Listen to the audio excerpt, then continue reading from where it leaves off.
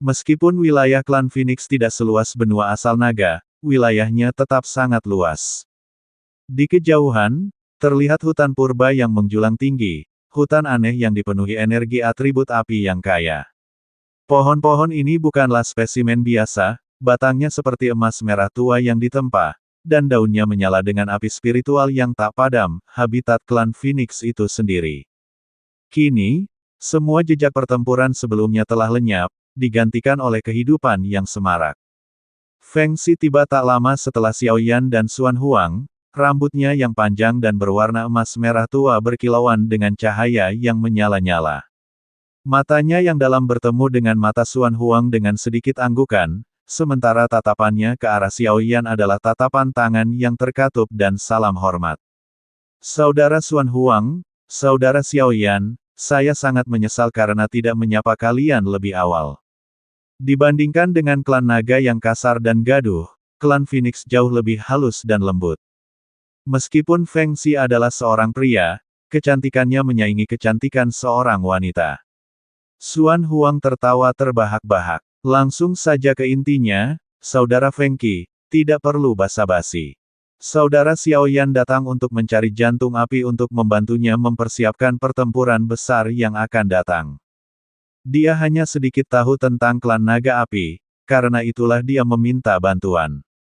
Feng Xi mengangkat alisnya, tatapannya tertuju pada Xiao Yan. Jantung api, ini adalah kekuatan primordial dunia gunung dan laut. Secara logis, seharusnya tidak pernah diambil oleh orang luar. Saudara Feng Qi, yakinlah, saya hanya meminjamnya sementara. Saya akan mengembalikannya ke dunia gunung dan laut setelah keadaan tenang. Xiao Yan mengepalkan tangannya dalam salam hormat.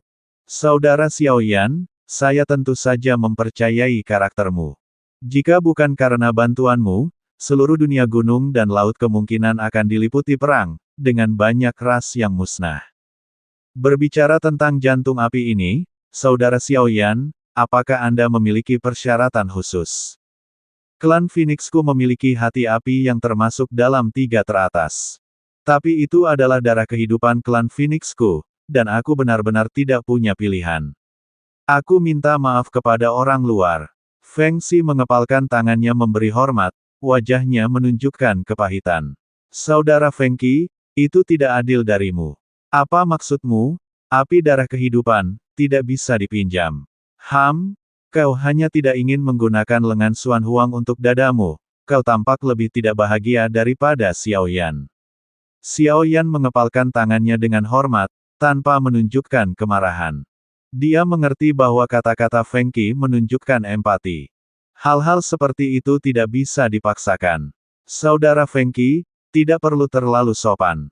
Jantung api sangat penting untuk melindungi api suci, dan dunia luar memahaminya. Aku akan pergi melihatnya lagi dan kemudian aku bisa pergi. Jika kau tidak mau meminjamkannya, tidak apa-apa juga. Xuan Huang berkata dengan suara berat, setelah selesai, kau harus pergi. Tunggu sebentar. Feng Qi tiba-tiba memanggil Xuan Huang. Xuan Huang berbalik dengan tidak senang. Apa? Kau sudah sadar? Apakah ini benar? Tidak, sama sekali tidak. Feng Qi menggelengkan kepalanya. Dasar bocah, apa kau mempermainkan kami?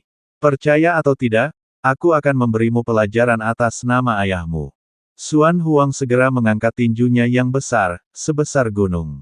Dia menatap tajam Feng Xi, yang kemudian menangkupkan tangannya sebagai tanda hormat kepada Xiao Yan. Meskipun api peringkat ketiga ini tidak dapat mencapai dunia luar, jauh di dalam klan Phoenix, ada api lain yang disebut api pembakar primordial, peringkat nomor 1 di dunia gunung dan laut. Apakah kau tertarik dengan api ini, kakak Xiao Yan? Mendengar ini, Xiao Yan segera mendongak ke arah Feng Xi, matanya berbinar tajam.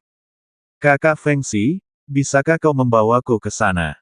Tanya Xiao Yan. Setelah tiba di sini, dia merasakan aura primordial dari api tersebut.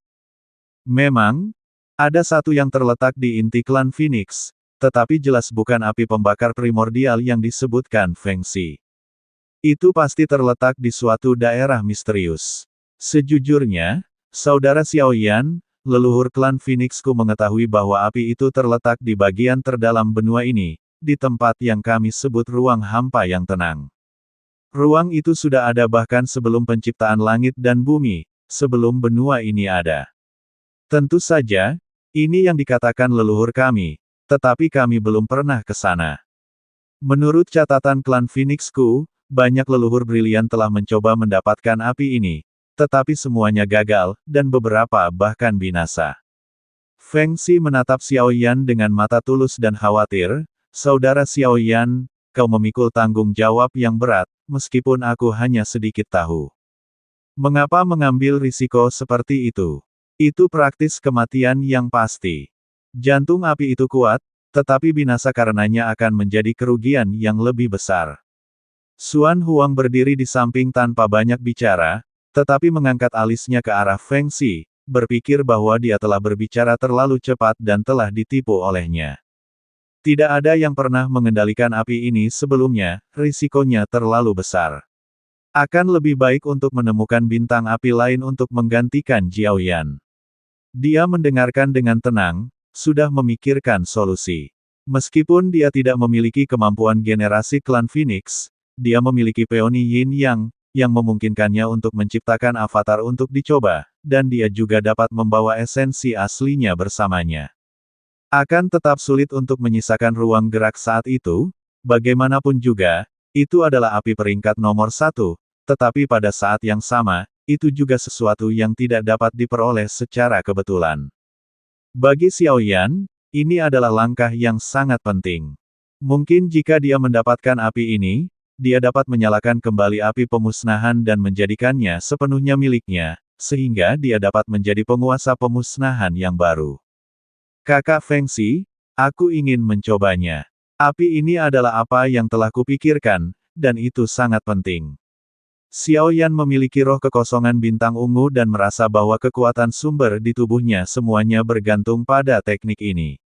Ini juga merupakan kunci untuk keberadaan stabil dari berbagai sumber. Feng Xi berhenti dan menatap Xiao Yan. Matanya sudah berkilat penuh tekad. Saudara Xiao Yan telah mengambil keputusan, jadi tentu saja aku tidak akan mengabaikan tugasku, tetapi aku tidak bisa masuk. Bahkan dengan fisik Xuan Huang yang kuat, mendekat secara paksa pasti akan mengakibatkan kehancuran. Feng Xi mengepalkan tangannya memberi hormat, tidak lupa menyertakan Xuan Huang. "Hei, bocah, kau masih meremehkan naga ini. Aku tidak percaya." Xuan Huang memiringkan kepalanya, berkata dengan kesal. Segera, Feng Xi tidak membuang kata-kata, tetapi malah memuntahkan bola api. Bola api itu menyapu tanah, dan langsung melelehkan segalanya, terus tenggelam ke bawah. "Saudara Xiao Yan, tolong bicara dengan Feng Xi." Xiao Yan mengangguk sedikit dan membalas hormat. Kemudian, ketiga sosok itu melesat ke dalam gua jauh di inti bumi. Setelah sekian lama, kekuatan jiwa Xiao Yan menghilang. Dia masih tidak bisa merasakan api yang keluar darinya. Tempat itu kosong dan tanpa apapun, sampai celah itu tiba-tiba berhenti, dan sehelai bulu yang terbakar muncul di tangannya. Dia menggesernya dengan tajam melintasi ruang di depannya, dan sebuah retakan muncul. Seketika, gelombang panas yang mengerikan memancar dari retakan itu. "Saudara Xiao Yan, jika kau tidak bisa bertahan, hancurkan bulu ini segera, dan aku akan melakukan segala daya untuk mengeluarkanmu dari sini." Feng Xi segera mengirimkan bulu 5 warna yang melayang di depan Xiao Yan. Xiao Yan mengangkat tangannya dan langsung memasukkannya ke dalam cincin penyimpanannya. Tanpa ragu, dia bergegas masuk ke celah di depannya, yang memancarkan gelombang panas yang bergulir. Setelah Xiao Yan masuk, Feng Xi menoleh ke Xuan Huang. "Saudara Huang, apakah kau tidak ingin mencoba?" Xuan Huang mengerutkan kening. Dia khawatir Xiao Yan akan tersadar kembali oleh kata-kata Feng Xi. "Hehe, sudahlah. Aku tidak akan mengganggu kakak Xiao Yan yang sedang membuat api. Aku punya beberapa teman di klan Phoenix yang sudah lama tidak berkunjung. Aku akan pergi menemui mereka." Xuan Huang tertawa dan melangkah maju. Sebelum Feng Xi sempat berbicara, sosoknya sudah menghilang.